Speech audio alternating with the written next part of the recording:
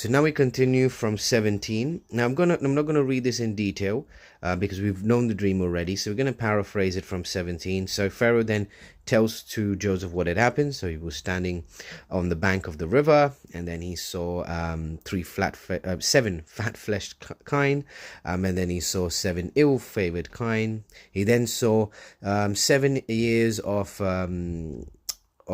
good corn, so corn that was full, and then he saw 7 ears of corn that had been blasted by the east wind. So he saw these things, and he told Joseph these things. So he mentioned to Joseph the exact dream. And Joseph said unto Pharaoh, the dream of Pharaoh is one. God hath showed Pharaoh what he is about to do. And that's in verse 25. Okay, so before we get into the interpretation of it, we read that, Joseph tells Pharaoh that the dream is one. Okay, so they both the dreams together are one dream, right? And now we look at the interpretation, which says the seven good kine are 7 years. The 7 good ears of corn are 7 years. The dream is one. And the 7 thin and ill-favored kine that came up after them are 7 years. And the 7 empty years blasted with the east wind shall be 7 years of famine.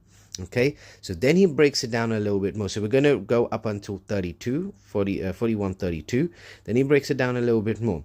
This is the thing which I have spoken unto Pharaoh, which God is about to do. He sheweth unto Pharaoh, behold, there come 7 years of great plenty throughout the land of Egypt, and there shall arise after them 7 years of famine. And all the plenty shall be forgotten in the land of Egypt, and the famine shall consume the land. And the plenty shall not be known in the land by reason of the famine following, for it shall be very grievous. And and for that the dream was doubled unto Pharaoh twice.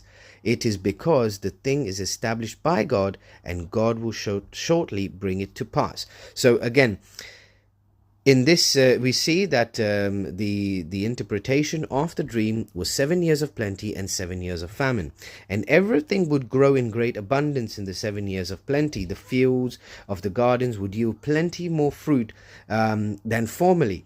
Okay, but when you have the 7 years of famine, they won't remember the 7 years of plenty, because the famine will be so grievous. Okay, so God showed Pharaoh what is about to happen.